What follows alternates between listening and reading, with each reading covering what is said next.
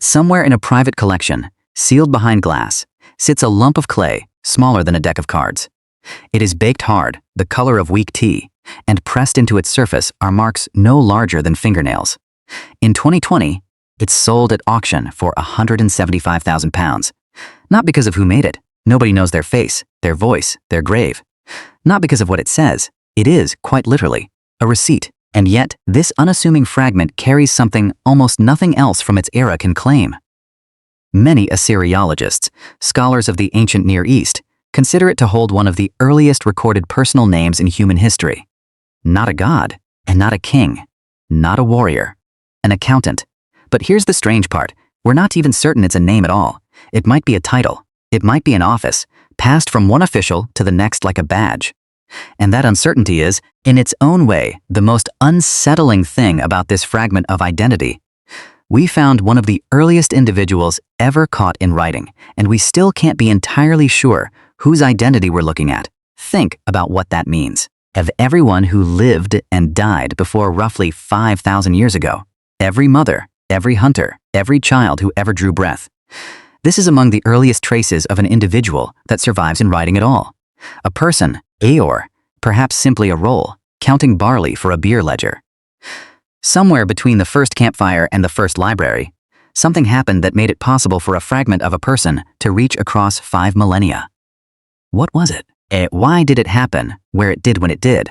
And why, of all the things a newly literate species might have chosen to say first, did humanity's opening line turn out to be paperwork? To answer that, we have to go back before the words themselves, back to a civilization that could no longer rely on memory alone to hold itself together, and discover that writing wasn't born from poetry, prophecy, or love. It was born from the need to keep track. Picture the city of Uruk around 3400 BCE, in the marshy floodplain between the Tigris and Euphrates, in what is now southern Iraq. It was, by most estimates, the largest human settlement the world had yet produced. Tens of thousands of people packed inside mud brick walls, fed by canals, governed from temple precincts, stacked with grain, wool, and livestock arriving daily from the surrounding countryside. No king could personally track it all. No priest could hold it in memory. A society this large could no longer manage itself by word of mouth. Something had to hold the numbers instead. One influential theory traces that something back long before writing itself, to small lumps of clay, cones, spheres, discs, each shape standing for a specific quantity of grain or livestock. The archaeologist Denise Schmont-Besseret argued these tokens were in use as far back as 8000 BCE, coinciding with the rise of farming, and that they form a direct ancestor of later writing. It's one of the most influential ideas in the field. Though, like much from this deep in the past, not every detail of how tokens gave way to writing is settled among scholars.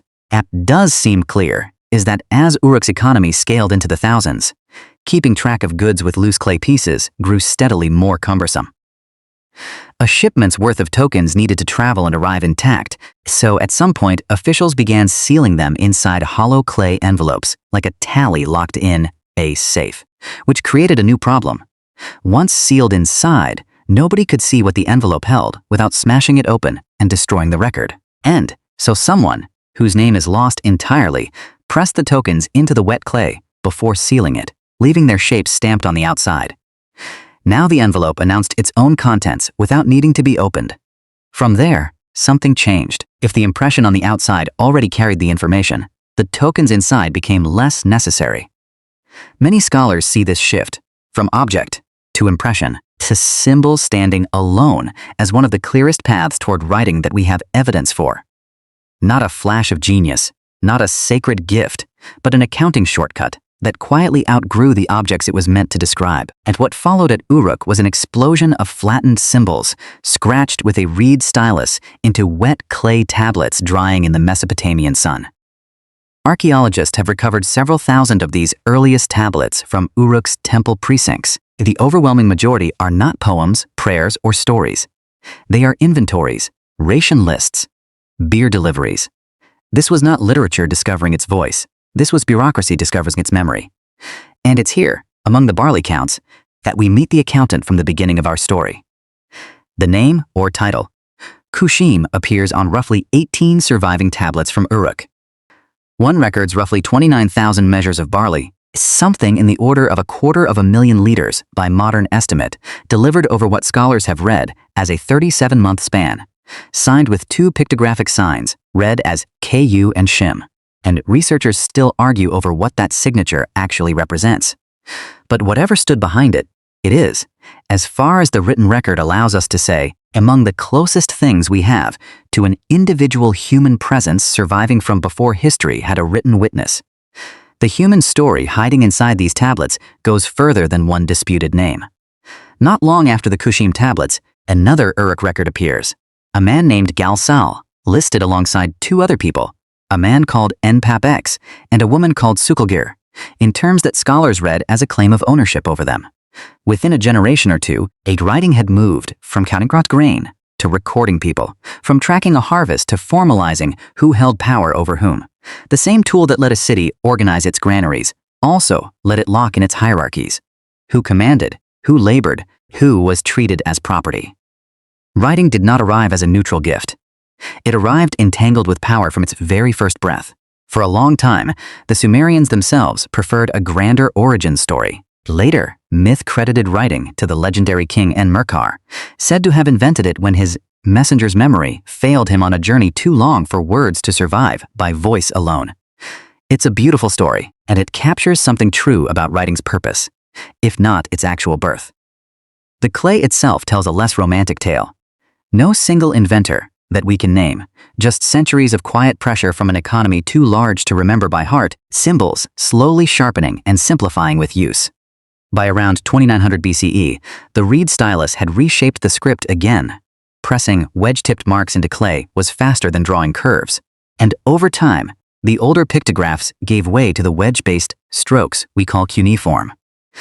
A system that gradually grew beyond pictures of things into one that could also capture the sounds of speech itself. And here's perhaps the strangest twist of all. Uruk may not have even held sole claim to this invention. Around roughly the same centuries, in Egypt, hieroglyphic marks were appearing on bone and ivory tags at Abydos, and scholars are still divided on how the timelines and the 2 traditions relate to one another. Well over 1,000 years afterward, oracle bone script appeared in Bronze Age China. Later still, separate scripts arose among the Zapotec and Maya of Mesoamerica, oceans away, with no archaeological evidence of contact with the Old World. Different peoples at different times kept arriving at strikingly similar solutions. Press the intangible, a number, a name, a claim, into something that would outlast the person who made it. Writing can start to look less like a single miracle and more like something close to inevitable, and waiting inside any society complex enough to need it. Which brings us back to that small clay tablet and the accountant, or the office, or the ghost of both, who has outlasted every emperor of his age by leaving behind not a boast, not a prayer, but a number that simply had to add up. Perhaps that is the real inheritance writing left us. Not the epics and scriptures that came later, magnificent as they are, but the quieter idea underneath them, at a mark on a surface, could hold someone accountable to a truth larger than memory, larger than trust, larger than any single lifetime. Whoever or whatever Kushim was, it seems they never meant to be remembered. They were only trying to prove the barley had been counted correctly. And yet, in trying to be believed for one harvest, they became, against every intention, one of the first individual human presences history ever managed to catch.